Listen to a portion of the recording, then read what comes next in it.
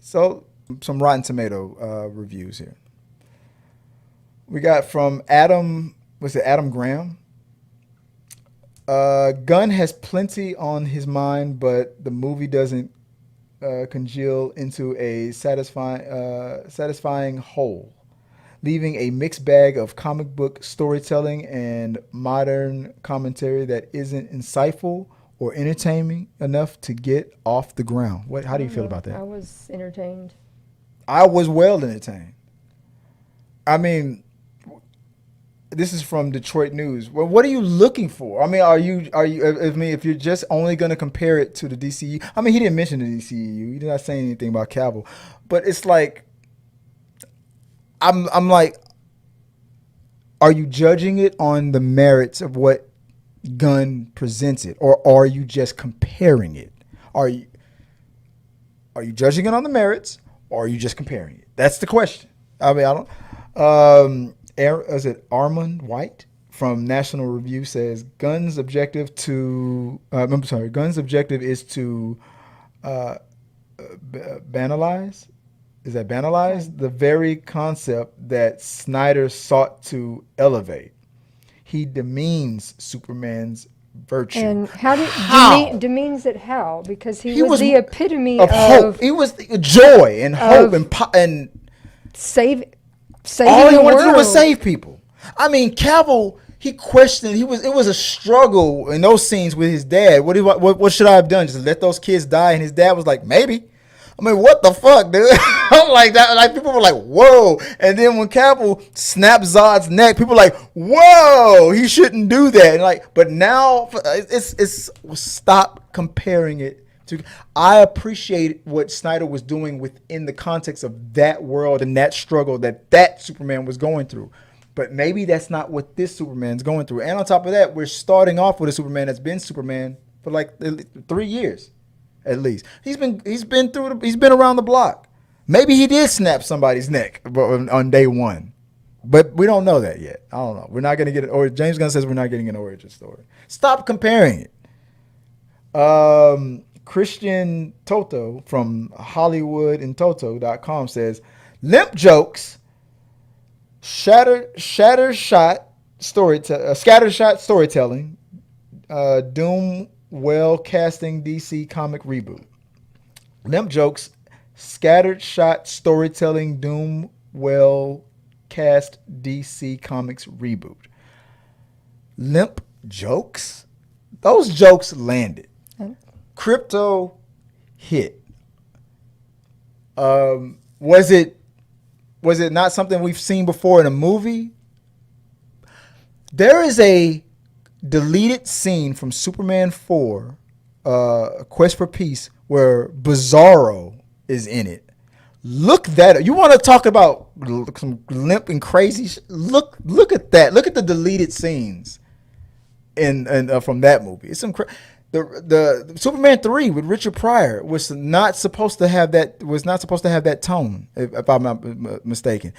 Part 3 and part 4, it was almost the equivalent of how Batman fell off the rails after Batman Returns. But people have nostalgia and short memories. And then one of the last critics, Adam Naiman from The Ringer, says basically, Gunn is trying to tear something down and build it up at the same time, and all that lavishly subsides. Indecision becomes hard to take after a while. Indecision. I mean, I don't agree. He's not. I don't agree that he's tearing anything down. He's not even. I think he just was. He's We're making a whole new take. I'm trying to do. the only comparison to that is the fact that he is pulling some things from the DCEU and bringing them in to his universe. Uh, what's his face? Peacemaker. But that's Peacemaker I is mean, his it's creation. like I understand most of the time in like the other like super, even Henry Cavill or like the old OG, you don't typically see other superheroes Yeah. in there doing anything because Yeah. they're Superman movies. But this one But- started off 3 years in a world where but superheroes exist. in comic books, That's they're all you see. routinely lots There's- of other There's characters always in those comics. there's always a page where the Flash is like, "Hey, what's up? What's going Yeah. on?" Later, and then leaves. I'm like, So I'm like, I they're saw all no issue with they're all over the that. damn place. And that's why I think James Gunn captured perfectly. Just like what you said. In a comic book, it'll start off, this is a comic book about Superman. Go from page 1, Superman. Page 2, Superman. Page 3, Superman. Page 4, Batman, Flash, Wonder Woman, all of, for some weird reason, the Question, all these different heroes, for some reason, all in the same page. And then you flip the next page, they're gone. Wonder Twins activate. Yeah, Wonder Twins, that damn monkey, it's weird. And then the next page, they're gone, and you never see them back again. It happens. And that's exactly what James Gunn projected. It was like, you got Superman, boom, there's Mr. Terrific, this and that. I mean, and some people that you didn't expect to see. There was some shocks in there. So it was great. Yeah, Tony says it's like people don't want laughter and just want every superhero movie to be overly dark and serious with drawn-out monologues. No, they don't. Because when they got it in 2012, they complained. What you're saying, Tony, is perfect because you're pointing out something that is their hypocrisy. When Henry Cavill snapped Zod's neck, he never heard the end of it. Superman wouldn't do that. Why did he let that building fall? It was his first day. I'm like, he wasn't even called Superman on that day. The Superman name didn't even come until later in that universe. He wasn't Superman. He was Clark Kent with the glasses off, wearing his new suit, doing what his daddy told him to do. Well, what he's saying is something kind of along the lines of something that I said, because like with the F1 movie, the people that didn't like it were like, oh, it was too predictable. And I'm like, I know there was a time period where like every movie was done that way and it got old, but we've gotten away from that for so many years. It was a good little callback. I think it's okay to bring that back a little bit. So I had no problem because I don't remember what we were listening to that was saying that a complaint was from fans or people watching was that the movie ended with we didn't get a looming threat. Yeah. We didn't have, it just ended, everything got wrapped up. And I was like, and what's wrong with that? Yeah. We've gotten so used to Marvel movies that end and they end with something big and bad that's about to happen. Yeah. And I'm like, we don't always have to have it. It's okay to say we wrapped it up and everything got fixed. We don't have to have some big cliffhanger that is looming at the end. And exactly, I agree, and I'll say so. If you go see the movie, I just turn your brain off or turn it on. I don't care. Turn it on and have fun. I just feel like you should go in Prepare wanting yourself. to enjoy. Yeah, and go in open. Yeah. Instead of saying I'm going to compare it to every other thing I've ever seen. Just go in open. Yeah. Don't compare it to Christopher Reeve or don't compare it to Nolan. Don't compare it to anything. Don't compare it to Marvel. The TV show. Don't compare it to just compare it to the comic book. Compare it to the cartoon. Because that's what I felt like I was just brought to life. It was magic, man. It was fun. I can't wait to see it again. I thought it was great. Now, I won't spoil anything on no endings or anything like that. I will tell you this: the mid-credit scene. And there's an end credit scene. If you're not into those, if you're used to Marvel, and James Gunn said this, if you're used to Marvel's big bad looming, the thing that tells you what might be coming next. James Gunn said this before the movie came out.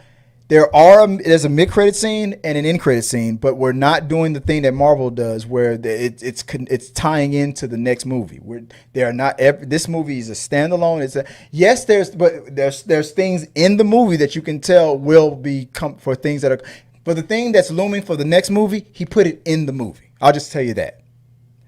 But if you're looking for the magical end credit scene that's going to tell you what the next movie, big bad or whatever is going to be, that's not what he did. What's the phrase? Inside baseball. It kind of he kept it packaged in the movie, and it's a nothing kind of a scene. It was funny. It was humorous. It was clever. Blah blah blah. But it's not like how Marvel. It's like you if you want to get a little taste of what might be coming in the future.